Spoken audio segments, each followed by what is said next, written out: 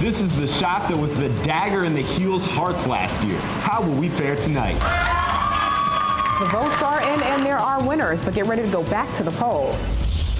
And these guys could be an answer to our energy problems. Carolina Week starts now. From the UNC School of Journalism and Mass Communication, covering Carolina in HD, this is Carolina Week. Tonight's the night, the renewal of the battle between good and evil. Good evening, I'm Avery Harper. And I'm Alex Giles. Of course, we're talking about the Duke game. And joining us to discuss it all is Will Reimer. Yeah, Alex, tomorrow is Valentines Day, but tonight's a different holiday with not nearly as much love. Tonight, the Heels visit rival Duke for the biggest game of the season so far. Carolina won in Cameron Indoor Stadium this past season, but lost a heartbreaker at home. The Heels have lost some key parts from last year, but that doesn't make this year's matchup any less heated. UNC is 2 games behind Duke in the ACC standings, and it will take some more triumph for Tar Heel fans to heal after this dagger from Austin Rivers. And here are 2 keys to the game for the Heels. If there's going to be a Carolina victory tonight, they've got to start quickly. First things first. The Heels have to keep the game close early on. In its past 5 ACC games, Carolina's been outscored by opponents 48-19 by the first media timeout. If Duke can deliver an early knockout punch like NC State and Miami did, the game will be over pretty soon. And the Heels need to guard the 3-point line. Let Mason Plumlee beat them. After all, 3 points are less than 2. Or more than 2, excuse me. Carolina gave up 15 3-pointers to Miami this past Saturday. The Blue Devils are shooting 41% from 3. And guys, you won't believe this. Someone stole Duke's mascot head and displayed it at student stores. Now, Department of Public Safety confiscated the head and returned the little devil back to Durham. And we'll have more coverage on the game throughout the newscast. Those are some serious fans, Will. I can't ever remember to sign up for lottery tickets, speaking of basketball. Absolutely. It's hard to remember. Tonight's basketball game is in Durham, but the next time we play Duke, it will be at home. Student lottery tickets are hard to come by, and it's easy to miss the deadline. But for those of you who forget to sign up for basketball tickets, there's an easier way. A new website, UNC Auto Lotto, allows students who sign up to be automatically entered into every student lottery drawing for men's basketball tickets. The website was created by 2 students. All you need is a UNC email address and your student ticket center password. UNC Auto Lotto charges students a small fee for the automated service. Now it's time for round 2, and it'll come next week. That's right, there will be a runoff election for the new student body president. In the first voting, Will Lindsay got 36% of the vote and Christy Lambden 21%. So what's next for both candidates? Jessica Marker has the story. Christy Lambden and Will Lindsay congratulated each other with a handshake just minutes after the results came in. Will Lindsay and Christy Lambden. Their supporters enjoyed the moment with the understanding that there'll be one more vote, the runoff. So what's next? It's going to be a case of reaching out to more individuals, trying to have more one-on-one conversations about the platform and trying to increase the voter turnout. We're trying to reach out to students in any way possible.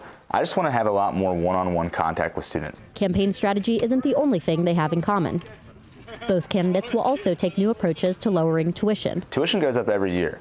We are doing something wrong. We need to work with the leaders who actually might be able to start helping us receive adequate funding for this university. I very much believe that we need to take a holistic view when it comes to evaluating the overall cost of education next year, and that includes evaluating fees and tuition equally.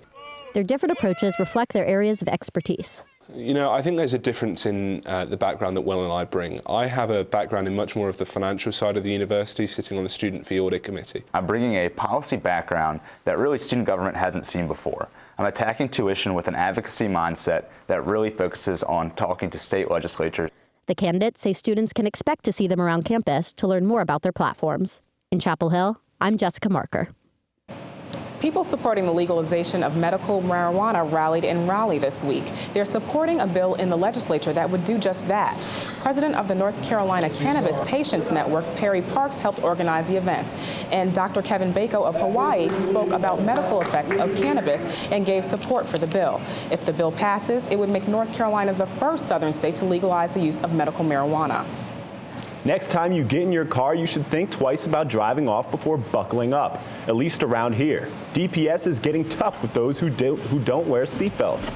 In the last 2 weeks, campus cops have been on Cameron Avenue on 2 occasions looking for violators. 26 citations have been given out so far.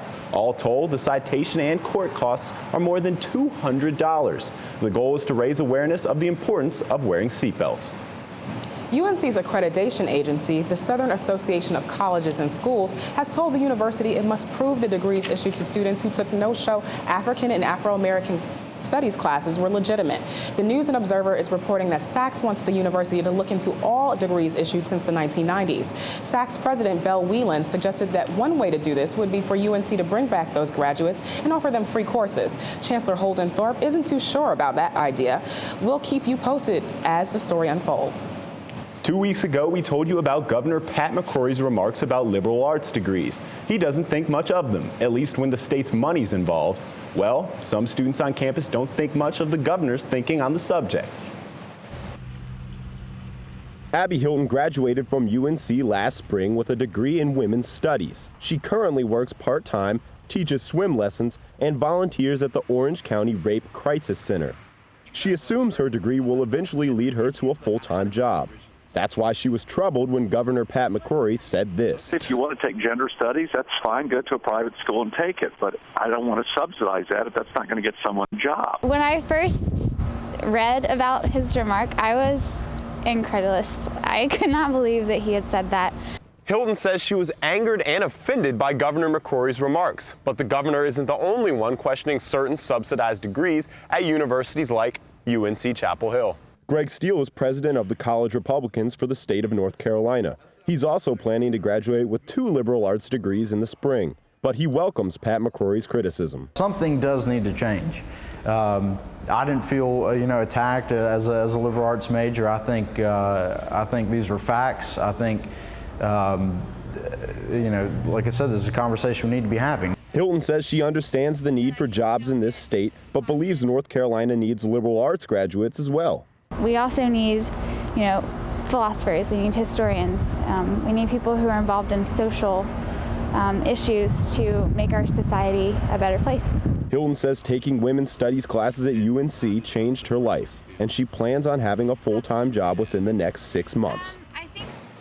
Hilton says her degree has allowed her to volunteer at the Orange County Rape Crisis Center. She plans to continue working in sexual violence prevention. Experts say the way a lot of our food is produced harms the environment, but UNC is working to provide food on campus that's more environmentally friendly. John Daniels reports.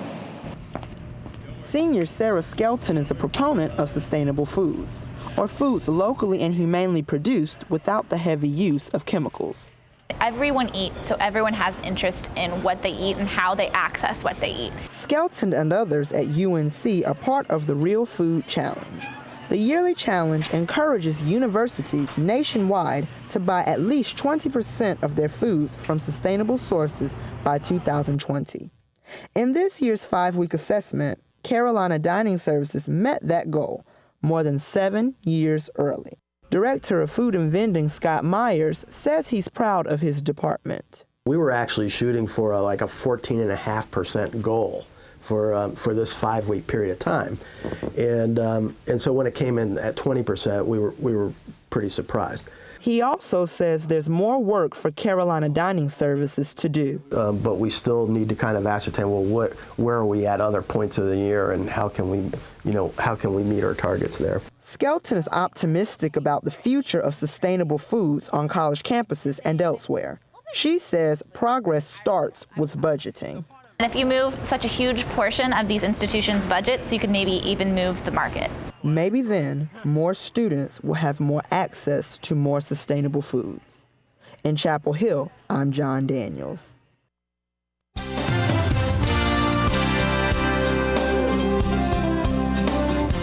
North Carolina is the second largest pork producer in the country behind Iowa, but waste from all those hogs releases harmful gases into the atmosphere.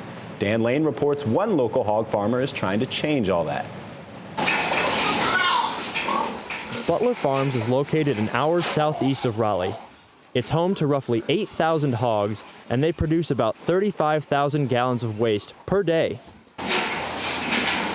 waste that can pollute the air and water. One byproduct of this waste is methane gas. That's where farm owner Tom Butler comes in. We decided to see if we could take that methane and turn a waste into an asset. Methane, a form of natural gas, can generate heat and electricity. But if methane escapes, it acts as a greenhouse gas 20 times as destructive as carbon dioxide. Most hog farmers keep their waste in open pits called lagoons where methane escapes. UNC professor Mike Aiken says the farm industry has not adopted technology to deal with this pollution. We still manage most waste, including hog waste, in a way that we were dealing with human waste over a century ago.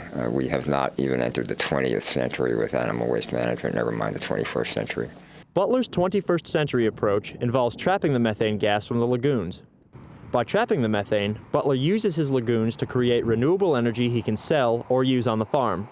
Methane from the lagoons is trapped under these tarps and transported through these tubes to a generator room. The generator burns the methane to create electricity.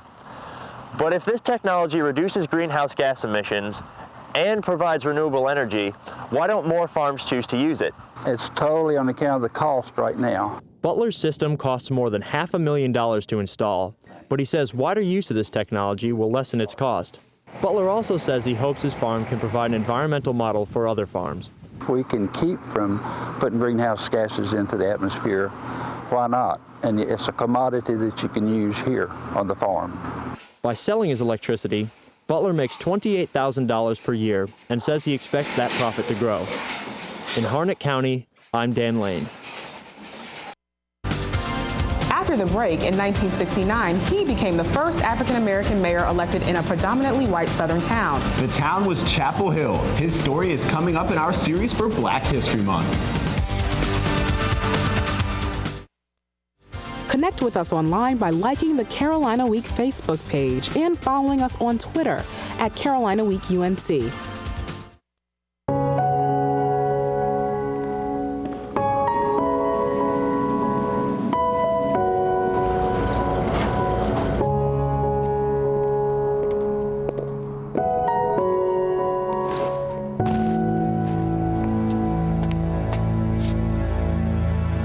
Welcome home, man.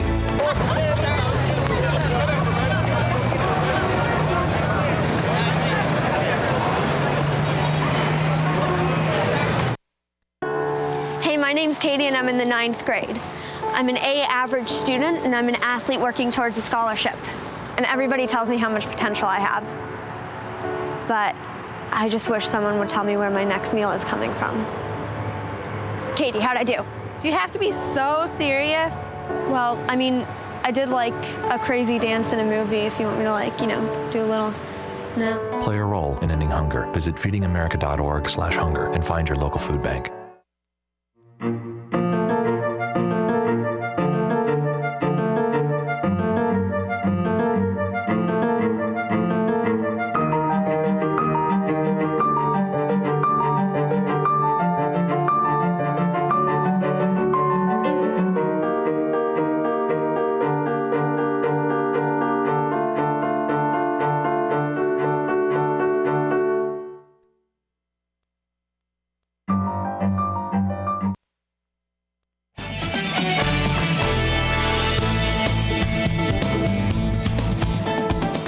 If UNC can beat Duke tonight, Tar Heel fans will storm Franklin Street. But Will Reimer says they could go somewhere else if they want their celebrations to hit closer to home. Who needs to run all the way to Franklin Street when you can just go right here? This is a portal or virtual window connecting Duke and UNC. Cheering in the student union, you can taunt Duke students in the Bryan University Center. 2 sophomores, one at Duke and one at UNC, thought of the idea. They say the portal isn't intended to divide the 2 campuses. It's something we're really excited about to see what kind of social connections we can make between Duke and UNC. Chris Batchelder, the other co-founder, says these social connections can join the 2 campuses. Having that virtual window that bridges the physical distance between Duke and UNC. Batchelder says the portal is useful beyond just making new friends. Classes can gather in front of the portal, or he and Elder can make a smaller version for classrooms. The ease of access, just literally walking up to the virtual window and saying, hey, get ready for class, and then everyone is all ready to talk through it. Elder says there are plans to reach out to other universities across the state and across the nation. But for now, the portal belongs to Tar Heels and Blue Devils. Although Duke and UNC are huge rivals in basketball and sports and maybe even other aspects of campus, that we share a lot in common, and we just want the portal to be one more thing that Duke and UNC together can say is something that's ours. Ours, a word you won't hear too often tonight. Reporting in Durham and in Chapel Hill, I'm Will Reimer. One of the nation's most prominent UNC basketball fans visited the state today, just hours after his State of the Union address. President Obama talked about job creation at an engine supply company in Asheville. He emphasized the benefits these new jobs will have on the middle class and the Asheville community. He will be visiting Atlanta and Chicago later this week to continue promoting job creation. We continue our series of reports tonight on Black History Month. This time it's about the former mayor of Chapel Hill, the first black mayor of a predominantly white southern town. Jonathan White reports. Howard Lee was a North Carolina state senator, state cabinet member, and chairman of the State Board of Education. But that's not what he's most proud of. The one thing that I really want to be remembered for more than anything else is having been mayor of Chapel Hill. His journey to the mayorship began with buying a house. When he looked in white neighborhoods, realtors refused to even show him one. It was on that basis that I decided that the only way to bring about change was for me to jump into the political arena. But it took a newspaper article to push him over the edge, an article printed before Lee had even decided he would run. So when the headlines hit, I was as shocked as anybody else in town that it had come out. But that's what flushed me out. Otherwise, I'm not sure that I would have run. But he did, except nobody took his campaign seriously, not even himself. I frankly didn't have any idea that I could come anywhere close to winning the mayorship of Chapel Hill. But he did, and he became the first black mayor of a predominantly white southern town. After the election, a reporter asked Lee what he was going to do for the black citizens of Chapel Hill. His answer was surprising. And my response was nothing. I'm going to set priorities. I will not set priorities by ethnicity. I will set priorities by the needs of the community. And that's what he tried to do. Some would say he succeeded. You know the bus system? That's thanks to Howard Lee, the first black mayor of Chapel Hill. Russian adoptions are banned. Last month, the Russian government put a halt to U.S. adoptions. One family in Chapel Hill wouldn't have been together if this ban happened earlier. Reporter Sefe Amakpai has the story. Carol Walker and her husband share this Durham home with their two kids. Hunter is 17, Brooks 14. Both were adopted from Russia. We were not able to have kids. We went through in vitro, we went through several surgeries, all kinds of things that just wasn't happening. And we had sort of hit brick walls everywhere we turned. When asked what she thought of Russian President Putin's decision to sign a law banning Russian adoptions to the U.S., Walker had this to say. It just leaves a hole in your heart. And you can't help but think for these poor kids. Walker isn't the only one angry. More than 25,000 people gathered in Moscow to protest what they believe to be nothing more than retaliation from the Russian government to that of the United States. Here at Carolina Adoption Services, it's their job to match parents with children. So when a law bans them from doing just that, it's hard on everybody. Tanya Gryaznow is the coordinator of the Eastern European Division and has been working Russian adoptions for the past 15 years. It's definitely left an impact financially and emotionally. It's a program that we've had from the beginning of the agency.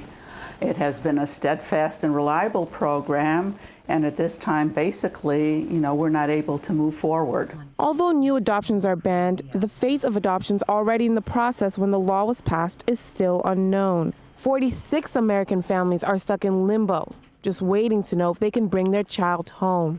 Right now, there's just a feeling of sadness for the families who are not going to be able to complete their, adoption. Walker says she's happy her wait was over a long time ago. And what have her children brought to her life? Everything. Lots of fun, lots of excitement, lots of activities. And lots of love. In Durham, I'm Sefe Amakpai.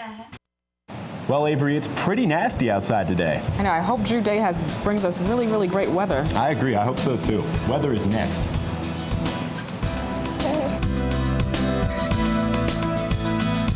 We're gonna ants in their pants. Aww. Kids will spend 22 minutes watching us, the super duper party troopers, sing about ants in their pants. Isn't that funny? Ants in their pants, they've got ants in their pants, they've got ants in their pants. Brushing for 2 minutes now can save your child from severe tooth pain later.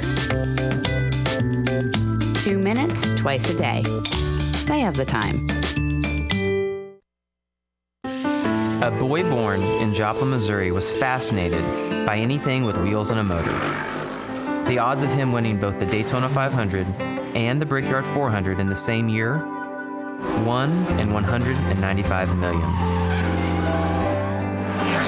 The odds of a child being diagnosed with autism, 1 in 88.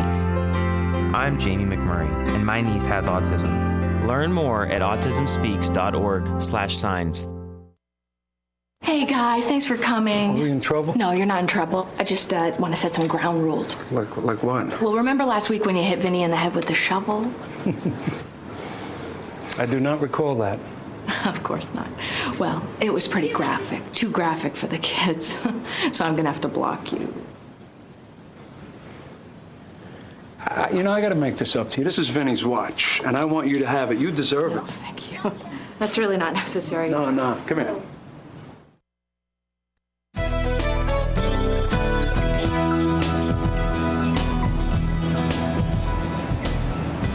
Welcome back to Carolina Week, everyone. I'm Drew Day. Thank you so much for staying with us. We're going to go ahead and start off this evening with the current temperatures outside at the Horace Williams Airport here in Chapel Hill. The current temperature outside is 46 degrees. The dew point is at 44. And whenever the temperature and the dew point are very close together, that's when we know that it's very moist outside. And you probably felt that moisture today. It was very cloudy across the area, very moist outside in the air. And then, of course, there was also some mist and drizzle across the area today. The winds right now are calm. This is calm. Unfortunately, the M got to the next line. There's some code messed up in this computer program, but the rainfall was 0.3 of an inch across the area. That's approximately 1/3 of an inch in terms of a fraction. As we take a look at the satellite across central North Carolina today and across much of the state, you can see we were very cloudy across North Carolina. And as we go ahead and take a look at the surface map, you can see that there's a lot of letters here on the map, a lot of lines, but basically what you need to get out of this is that this green is indicating that there is some rain, there is some drizzle across the area. Normally would show you the radar at this point, but there's really nothing to show you on the radar because mist and drizzle is very small, and the radar unfortunately is unable to pick up those very small raindrops. So the radar would be showing us clear, but again, as you've been outside today, you know that there's some mist and drizzle across much of Chapel Hill and central North Carolina. As we move forward to 7 p.m. this evening, some mist and drizzle continues across the area, but most of that will come to an end as we head into the overnight period. So around 8, 9 o'clock, this will come to an end, and then we would slowly begin the process of clearing out throughout much of this evening.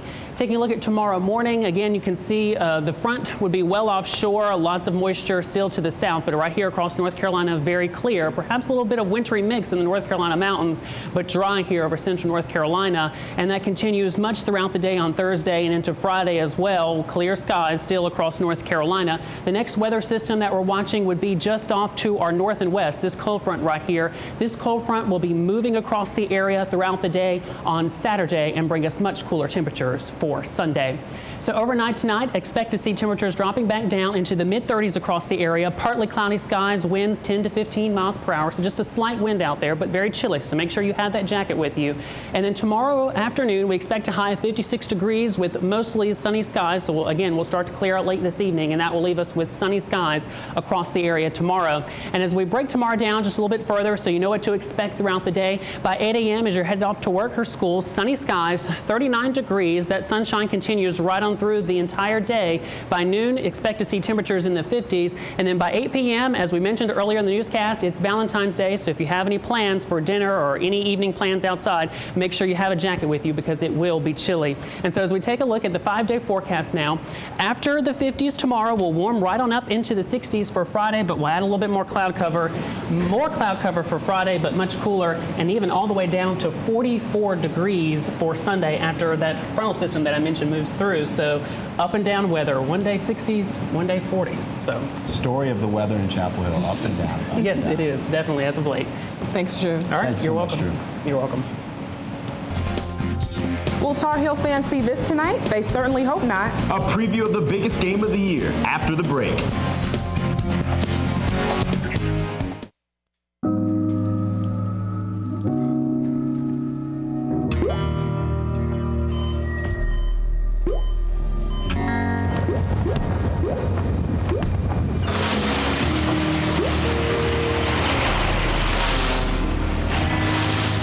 are a million places you'd never consider texting. So why would you do it while driving? Leave risky driving to the professionals. Stop the texts, and together we can stop the wrecks. Did you know kids who play outdoors have healthier lungs? Totally. Did you know that boys that play with dolls make better husbands? My son has lots of dolls. But did you know terry cloth diapers breathe better? I did. It's totally true. Oh, yeah. Did you guys know statistically friendly kids have more friends? Yeah. That's obvious. Did you know most people think they're using the right car seat for their kid, but they're not? Parents who really know it all know for sure that their child is in the right seat. Visit safercar.gov/the-right-seat to make sure your child is protected. In the small town of Elmira, New York, a boy was born into an all-American family. The odds of him achieving his dream in the fashion industry? 1 in 23 million. The odds of having a child diagnosed with autism? 1 in 88. I am Tommy Hilfiger, and my family is affected by autism. Learn more at autismspeaks.org/signs.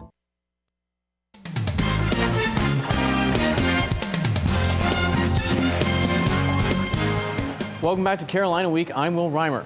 Less than 4 hours to tip off of the Duke-Carolina game. Cameron Indoor Stadium will be loud and the crazies will be going, well, crazy. Coach Williams says his players better match Duke's energy. I'd rather us be too fired up as opposed to sashaying in there and tiptoeing through the tulips. I want somebody to put their stupid feet down on the floor. See, I said stupid instead of frickin'. I'm getting better. Okay, I want them to put their stupid feet down on the floor and compete. Roy's getting better with his language, and I'm sure Tar Heel fans hope his team is going to be better tonight. Yankees, Red Sox, Ohio State, Michigan, Louisville, Kentucky, those are some great rivalries, but nothing compares to Duke, Carolina.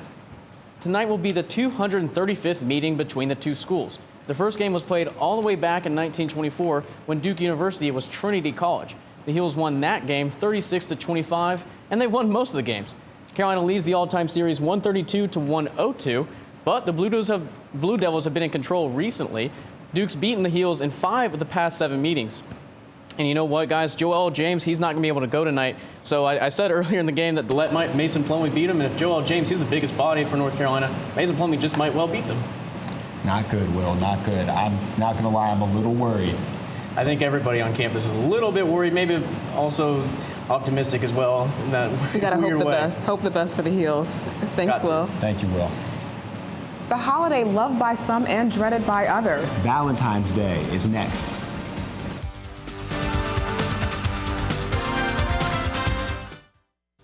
If you have a story idea, call Carolina Week at 919-843-8292 or email us at carolinaweek@unc.edu.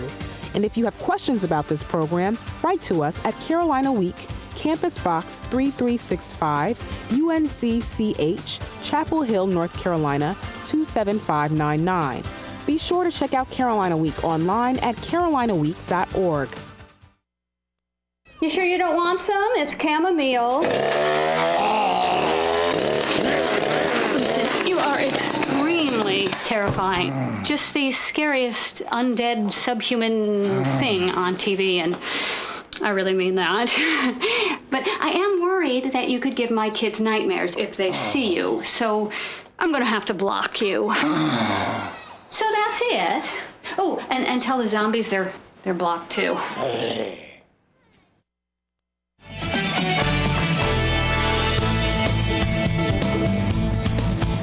Love it or hate it, Valentine's Day is tomorrow. Exactly. We asked students how they'll be making the most of the holiday. For Valentine's Day, I expect to celebrate the virtues of being single. I'm studying for a test on Friday. Yay. Probably making cupcakes and giving lots of hugs and kisses. I don't have any plans. I'll probably just be hanging out. Sitting at home, watching Scandal, and drinking wine.